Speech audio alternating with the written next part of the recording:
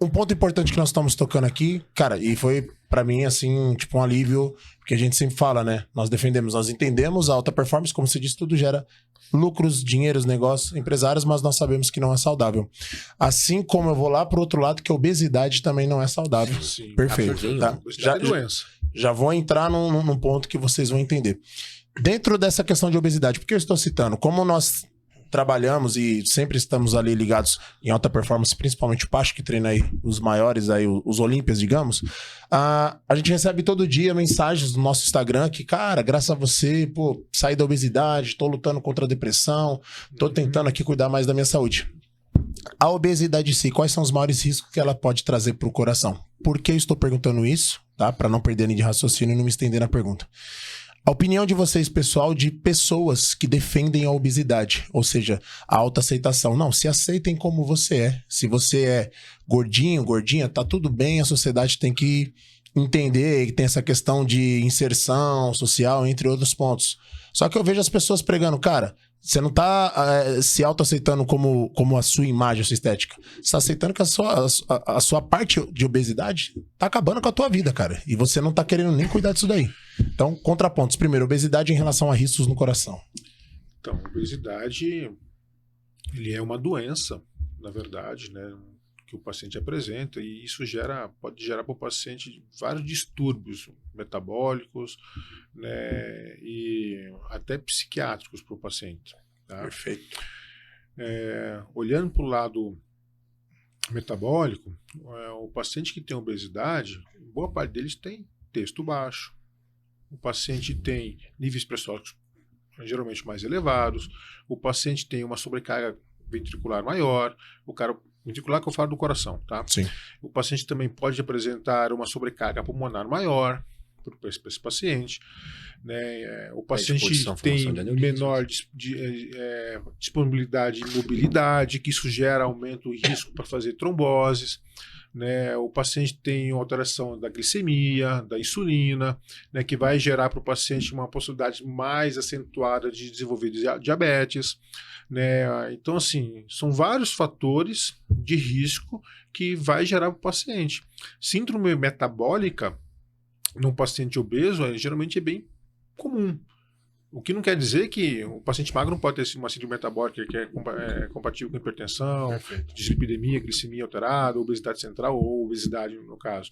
Então, assim, esses fatores, junto do obeso, né, e ainda mais associado ao sedentarismo, que boa parte tem, ou a maioria, se não for a maioria, se não for todos, né, geram todo um transtorno e uma cascata de processos inflamatórios que vão gerar para esse paciente risco aumentado de fazer infarto, de fazer insuficiência renal, de fazer insuficiência cardíaca, de fazer acidente vascular cerebral.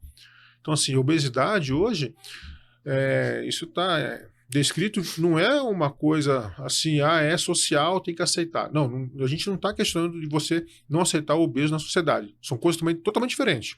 Não tem nada a ver, né? Não tem nada a ver. Você entender que o paciente tem uma obesidade, você dizer que isso é saudável, mentira, não é saudável.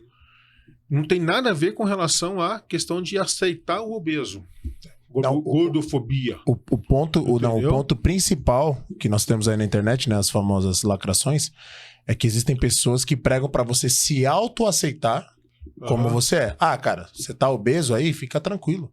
Se aceita, porque a sociedade tem que te aceitar. Você tem que se aceitar, não é problema, assim, você é lindo e tal. Cara, eu particularmente respeito a opinião de qualquer pessoa que venha querer defender ideologia ou até questão, de imagem, autoimagem, etc. Cara, mas você vê como uma pessoa está obesa, como você acabou de descrever perfeitamente, todos os graus negativos da obesidade. Você falar para uma pessoa se aceita assim, cara, você está condenando uma pessoa à morte. Você está condenando a diminuir a longevidade desse paciente. Perfeito. Você está aumentando a mortalidade desse paciente, sem sombra de dúvida. Né? Outro ponto com relação à obesidade, de você se aceitar, é mesmo que você pegar e se comparar de uma pessoa que, por exemplo, tem um poder aquisitivo muito baixo e você colocar na cabeça dele, cara, você aceita que você não tem condições de ter dinheiro. E o cara colocar isso, o cara lá embaixo. Não, você não vai ter, você não precisa. Tá, mas e o cara não tem sonhos? O que eu acho que deve diferenciar são padrões da sociedade, né? A pessoa não precisa ser magérrima, porque que ninguém colocou que o magro é o saudável, que o magérrimo, ou seja, que aquela mulher paniquete é a ideal para a sociedade. Não existe um estereótipo, Um né? estereótipo, Sim. nada disso. O que a gente está falando é diminuir o fator de risco que é a obesidade. Você tem que diminuir justamente esse fator que é a obesidade. Você não precisa ficar com a cintura fininha, fulana, a coxa sarada, uma forma, ou seja, isso está relacionado com o que você está falando, a aceitação, isso é outra coisa. Sim. Estamos falando da doença em si. Isso. Aceitar a obesidade, isso dentro da comunidade médica, nós não concordamos, assim. Eu, particularmente, assim... E o Luciano falou no fator predisponente também de formação de aneurismas também. O obeso ele tem uma dificuldade muito grande de dar o primeiro passo, para ir para uma Sim, academia, para sim. começar uma atividade, Sim. para começar uma dieta. Então, a partir do ponto que a gente encoraja o cara, não, aceite-se assim, todo mundo tem que te aceitar assim, ele vai ter um ponto para ele falar, não, eu vou me aceitar assim, não preciso ir para academia, não preciso fazer dieta.